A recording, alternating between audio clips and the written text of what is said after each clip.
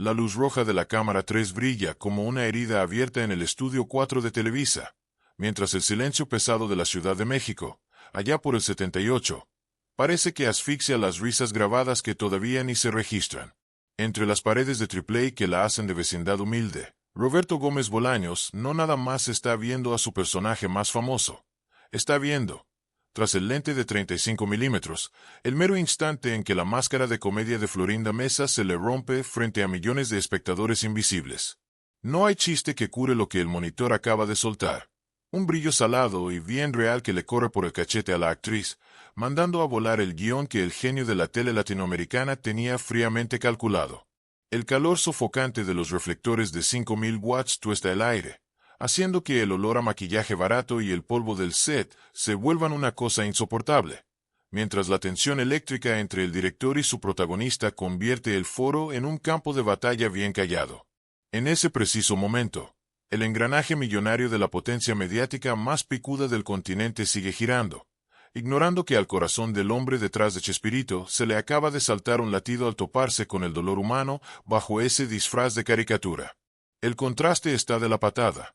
El amarillo chillante de la vecindad del Chavo de Plano se ve deslavado ante la palidez de Florinda, a quien le tiemblan las manos mientras trata, por puro compromiso, de recuperar el aire para soltar el siguiente diálogo de risa.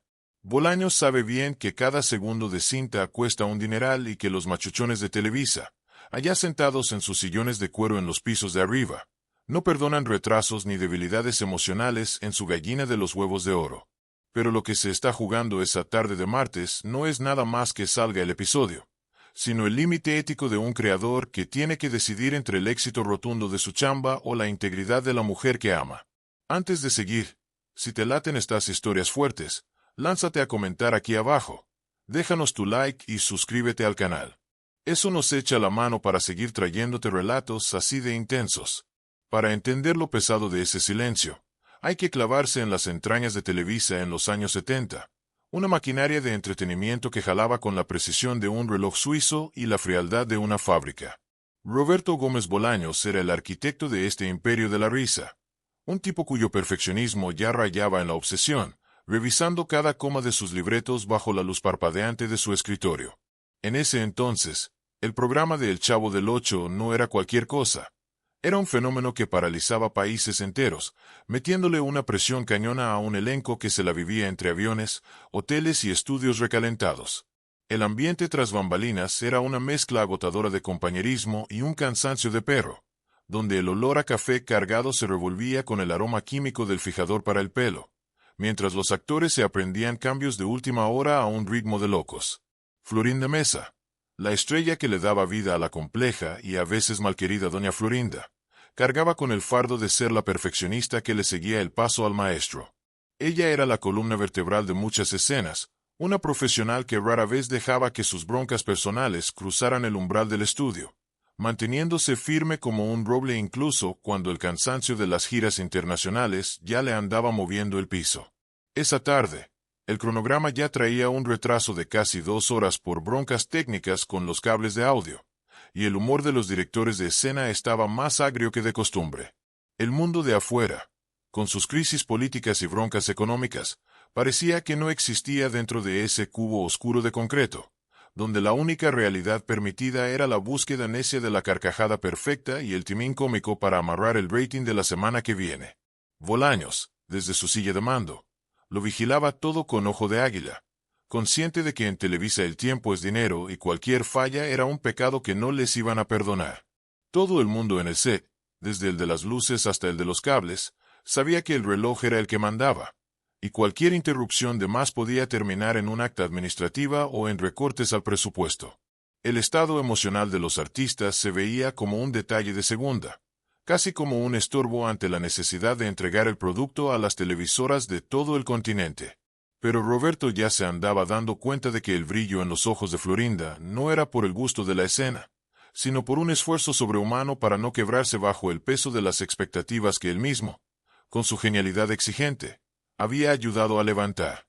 La jerarquía dentro de la empresa era de aquí mis chicharrones truenan, donde los ejecutivos, tipos distantes de traje caro, veían al elenco como piezas de un tablero que no podían dejar de moverse. Bolaños tenía un lugar único en esa estructura. Era el siervo del arte pero también el señor del negocio, una dualidad que se lo comía vivo en noches de insomnio. Él conocía cada gesto de Florinda. Sabía cuando el cansancio dejaba de ser físico para volverse una herida en el alma, algo que las cámaras de ese entonces, con su tecnología limitada, por lo general ni pelaban. Pero en esa grabación, la cosa fue distinta. La escenografía de cartón de la vecindad, con sus colores y sus líos de niños, de repente le quedó chica a la angustia de verdad que se le desbordaba a una mujer que, por un segundo, se olvidó de que la estaban vigilando unos lentes implacables. El momento del quiebre se dio grabando una secuencia cualquiera en el patio, donde los chistes debían salir naturales, como siempre en un libreto de Chespirito. El script decía que Florinda Mesa tenía que reaccionar con su orgullo de siempre a una tarugada de Kiko. Pero a mitad del diálogo, el tiempo se le hizo cámara lenta a Roberto.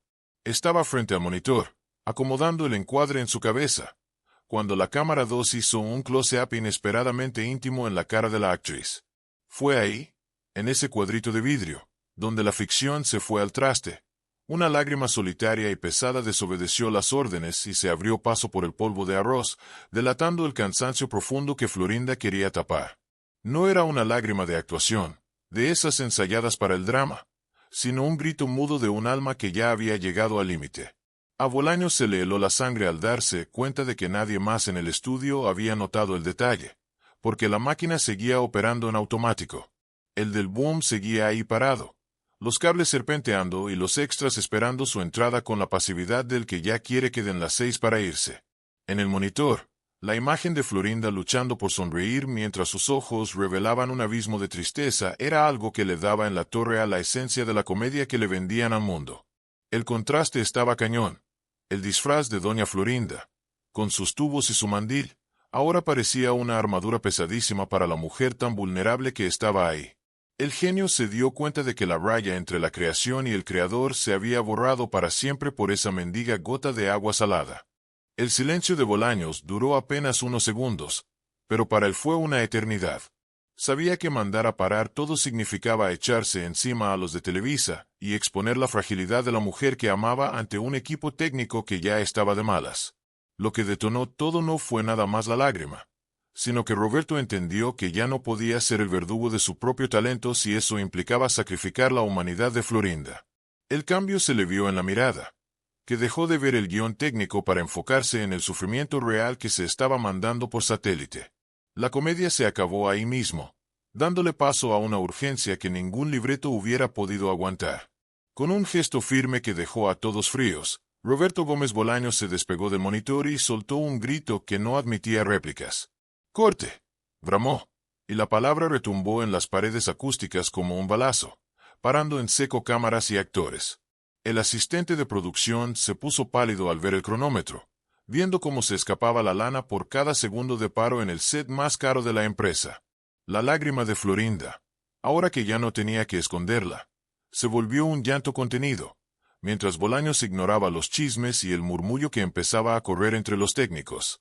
El equilibrio artificial de ese mundo de colores se había roto por un acto de compasión que la industria de la tele no estaba lista para procesar ni para perdonar.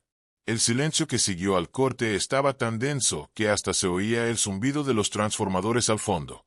Roberto no esperó ni a que se apagara la luz de grabando para saltar de su silla, ignorando las caras de susto de los camarógrafos. Caminó derecho al centro del patio, donde Florinda seguía estática, apretando el mandil con fuerza. Cada paso de él sobre la madera rechinaba, un sonido que se hacía más fuerte por el vacío de voces. Bolaños ya no veía a la actriz. Veía a la mujer que compartía sus sueños y sus broncas, ahora desarmada frente a todos. Se le acercó tanto que pudo sentir el calor que soltaba, un calor de puro cansancio y fiebre emocional que se la estaba comiendo. La tensión subió de tono cuando el productor ejecutivo, un tipo de cara dura y reloj de oro, bajó de la cabina bien encabritado. Se le acercó a Bolaños señalando el reloj de la pared. «Roberto, ¿qué onda con esto? Estamos a mitad de un bloque carísimo y tú parás por un detalle técnico», soltó con voz de pocos amigos. Bolaños ni lo peló. Seguía viendo a Florinda que ya había agachado la cabeza para esconder el llanto. No fue un detalle técnico. Fue un detalle humano. le contestó Roberto con una calma que calaba más que cualquier grito, dejando al productor mudo. El equipo nomás miraba desde las sombras, entre el miedo a que los corrieran y la admiración por el valor del jefe. Tras bambalinas, los demás del elenco se miraban entre sí, sabiendo que eso les iba a pegar en sus descansos. Ramón Valdés, el eterno Monchito, se quitó el gorrito y se rascó la cabeza, reconociendo en Roberto un valor que iba más allá de la chamba. Sabía que cada minuto ahí parado se los iban a cobrar luego con horas extra o mochándoles el bono. Pero había un respeto callado en el set, la sensación de que se estaba defendiendo algo sagrado ante la máquina de moler gente. Florinda por fin levantó la vista y sus ojos se toparon con los de Roberto en un pacto de lealtad absoluto. En ese instante, el mundo de la risa se detuvo para que el dolor pudiera respirar. Quiero saber qué piensas de este momento. Comenta qué hubieras hecho tú en esa situación. Roberto andaba en un torbellino, pensando si su obra iba a aguantar esa humanización tan de golpe.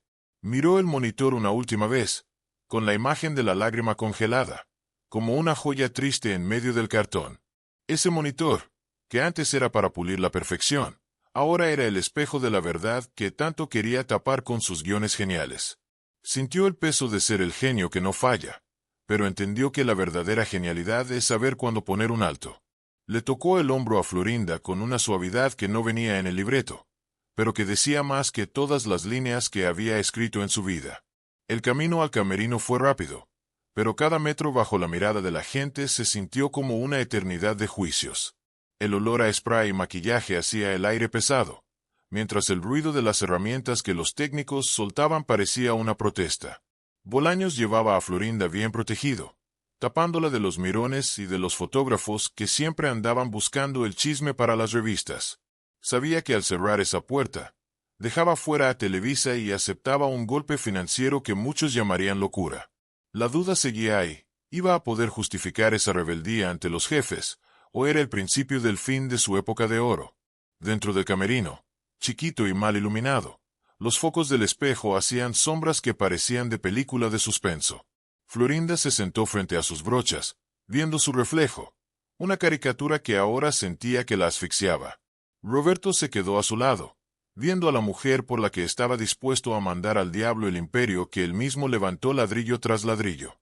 Agarró un pañuelo, con una delicadeza que nada tenía que ver con el director exigente, le limpió el rastro de la lágrima. No dijeron nada por un buen rato. Nomás se oía su respiración y el relajo que venía del pasillo. Roberto descubrió que su autoridad no venía de un contrato, sino de ver lo que nadie más veía en un medio que nomás valora lo que se graba. Se dio cuenta de que Televisa quería robots de risa, y él tenía que ser el primero en defender esa humanidad. Cada segundo de silencio en ese camerino reforzaba su plan de no grabar hasta que Florinda estuviera al 100, sin importar las multas. El choque de la realidad contra la fantasía de la vecindad nunca fue tan fuerte como en esa soledad compartida. El pañuelo manchado de maquillaje era el símbolo de que habían mandado la máscara a la basura para quedarse con la nuda verdad. Afuera, la presión subía con los asistentes de dirección tocando la puerta con sus tablas y órdenes de urgencia de los de arriba. Preguntaban necios que cuánto más iba a seguir parada la producción por un capricho de Bolaños. Roberto oía los golpes, pero su mente estaba en los hombros de Florinda, que todavía sollozaba bajito. La bronca externa estaba ahí, pero la interna ya la había ganado su corazón, poniendo una barda entre el dinero y el amor. Sabía que ese chistecito iba a costar cientos de miles de pesos, una lana que Televisa seguro le iba a querer tumbar de sus regalías internacionales. Mientras, en el set, bajaron las luces para ahorrar, dejando a la vecindad en una penumbra que parecía presagiar el fin de la inocencia. Los técnicos chismeaban en las esquinas, pensando si a Roberto ya se le había zafado un tornillo o si era otro de sus métodos raros de dirección. El cambio de la luz brillante al crepúsculo artificial era el cambio de tono de ese día, de la comedia al drama de la vida real. El barril del Chavo, ahí solo a mitad del patio, parecía la tumba de la alegría que se cortó por una lágrima de verdad. La tensión se sentía en el aire, como si el mismo escenario estuviera esperando a ver qué decía el patrón. Roberto por fin habló, y no con la voz del personaje, sino con la gravedad de un hombre que toma las riendas de su destino. Florinda, hoy ya no grabamos. El programa puede esperar. La programación se puede mover, pero tu bienestar no es negociable, sentenció, sellando la suerte de esa tarde. Esas palabras fueron un alivio para la actriz, que por fin se soltó a llorar de verdad, lejos de las cámaras y de los juicios de la industria. Su fragilidad era ahora la fuerza que guiaba a Roberto por el laberinto de presiones de Televisa. Sabía que el tiro con los jefes iba a estar bueno, pero sentía una paz rara por haber escogido el lado correcto. La salida del camerino dejó fríos a los que esperaban en el pasillo. Bolaños salió serio, agarrando la mano de Florinda con una firmeza que decía ni se acerquen. Se fue directo al productor ejecutivo, que lo esperaba de brazos cruzados y con cara de te vas a arrepentir. Roberto no lo dejó ni empezar. Se acabó la grabación por hoy. Yo me hago cargo de la lana y de las broncas que la empresa quiera poner, soltó, dejando que el silencio mandara otra vez en el pasillo. Esa transición entre la rabia del productor y la calma de Roberto mostraba a un hombre que ya le había perdido el miedo a perder su estatus por algo más grande. Veía en el ejecutivo la cara de alguien que nomás entiende de gráficas y ratings. Para la empresa, una lágrima era un error. Para Bolaños, era un grito de auxilio. La urgencia de cumplir con el horario ahora se veía bien chiquita ante el gesto de protección de Roberto. El silencio del productor fue el aviso de que ni todo el dinero del mundo compra la obediencia de un genio que ya encontró su brújula moral. La caminata de Roberto y Florinda por el patio hacia la salida fue seguida por los ojos de decenas de trabajadores que pararon todo para verlos pasar. El sol de la tarde entraba por las ventanas altas, iluminando el polvo y haciendo que aquello pareciera una procesión. Bolaños sentía el peso del momento, sabiendo que desde ahí, el mando en el set ya no se iba a basar nomás en el miedo. Había dejado claro que la dignidad humana era la base de su comedia, aunque le saliera carísimo. Su papel de empleado y genio se resolvía en una claridad de carácter que pocos tienen en este medio. Al cruzar el portón, el aire de la ciudad se sintió como un alivio tras la toxicidad de los cables y el triple A. Roberto miró atrás por última vez al edificio imponente, sintiendo que le había ganado una a la frialdad de la tele. Florinda le apretó la mano, un gracias que valía más que cualquier premio o récord de audiencia. La tensión que los unía ahora estaba forjada en el sacrificio, creando un vínculo que las cámaras nunca iban a poder retratar del todo. El precio del silencio de Chespirito se estaba pagando con la frente en alto y el corazón tranquilo. El día acabó con el chisme corriendo por toda la empresa, llegando hasta la oficina del mero jefe esa misma noche. Mientras los abogados ya andaban viendo contratos y multas, Bolaños y Mesa estaban en su propio mundo, lejos del ruido de los teléfonos. El valor de parar el éxito para cuidar a un alma se volvió el legado secreto de esa tarde del 78. El monitor que captó la lágrima se quedó ahí en el estudio oscuro como un monumento a la verdad que la tele casi nunca deja ver. Su historia tenía un nuevo capítulo, uno donde la risa solo se vale si el corazón está ligero para volar. La última escena de esto muestra a Roberto en su casa, checando el libreto del día siguiente con una pluma que parecía pesar toneladas, pero con una mirada nueva. Tachó un chiste que se le hizo vacío y anotó algo sobre la compasión. La máquina iba a seguir girando y los jefes iban a seguir cobrando, pero él ya sabía que su obra ahora era de algo más fuerte que madera y pintura. La fragilidad de Florinda se volvió su motor, donde el éxito se mide por saber parar por una lágrima. ¿Iba a poder el genio aguantar este tiro frente a los dueños del capital en Televisa? La mañana siguiente en Televisa no trajo perdón, sino el peso frío de las consecuencias que Roberto ya esperaba. El pasillo a la oficina de la presidencia se sentía más largo, con sus pasos retumbando en el mármol como un reto al sistema de lana. Llevaba su maletín de cuero, pero su defensa era la convicción de que Florinda valía más que el rating. El aire estaba tenso. Las secretarias ni lo miraban y el ruido de las máquinas de escribir parecía que dictaba su sentencia. La injusticia de ser castigado por ser humano le empezaba a arder en el pecho, volviendo su tristeza en una resistencia de hierro. En la sala de juntas, el aire acondicionado calaba más que el calor humano que defendió ayer. Los jefes, tras su mesa de roble, ni preguntaron cómo seguía Florinda. Le soltaron números, pérdidas de publicidad y cláusulas de multas pesadas por no entregar la cinta a tiempo. Le metían presión con el silencio y miradas que lo trataban como un empleado rebelde. Roberto oía todo sin inmutarse, sintiendo que esa frialdad nomás confirmaba que hizo bien en parar todo. Cuando soltaron que le iban a descontar el día a los técnicos, Roberto tronó. Sabía que esa gente vivía al día y que su decisión los podía molar. Era una jugada sucia para echarle al equipo encima y romperlo por dentro. Sintió la presión en las sienes, entendiendo que la empresa quería su sumisión total. La cosa se puso color de hormiga con los tipos de traje que nunca habían pisado la tierra de la vecindad. Roberto se paró, cortando las amenazas con una autoridad que ningún puesto da. Dijo que a nadie le iban a tocar un peso, que él asumía la deuda completita con sus regalías futuras. Las caras de los directores eran de no creerlo. No entendían el sacrificio por amor en un ambiente tan perro. La presión ahora era de ellos, viendo a un hombre dispuesto a quedarse sin lana por proteger la dignidad de su gente. Ahí el dinero se volvió papel frente a la grandeza humana. Mientras veían cómo cobrarle, Roberto se sentía libre. Sabía que su sacrificio iba a correr por los pasillos más rápido que cualquier libreto. Veía en los jefes la duda de quien subestima a alguien que no le tiene miedo a perder lo que el mundo llama éxito. Había enfrentado al dragón y salía con el alma limpia, aunque con la cartera flaca. Al salir, se sentía un respeto nuevo en el aire. Ya no era nomás el que hacía reír, sino el que sabía cuándo llorar y dejar llorar. La bronca se acabó con la certeza de que Televisa ya no iba a ser igual tras esa lágrima. Roberto caminó al estacionamiento bajo el sol de la CDMX, sintiendo que su elección valió cada centavo. El clímax moral estaba ahí. El precio del silencio era el valor inestimable de la verdad. El mero clímax fue en el silencio del estudio vacío, donde Roberto regresó solo a ver el escenario que casi se acaba a Florinda. Frente al monitor con el último frame, no vio un error, sino el espejo de su propia humanidad. Apagó el equipo con calma, sellando el fin de ser esclavo de la industria. Fue su gesto más fiero, escoger callar al mundo para oír al corazón. Ahí entendió que su mejor obra no estaba escrita, sino en el valor de decir ya estuvo cuando el éxito te deshumaniza. Al salir, encontró a Florinda esperándolo en la sombra, ya sin doña Florinda, siendo ella misma. No hicieron falta palabras ni explicar lo de las multas, se dijeron todo con la mirada. El clímax fue ese abrazo entre fierros y madera, retando a la frialdad de Televisa. En ese abrazo, Roberto le demostró que ella era su prioridad.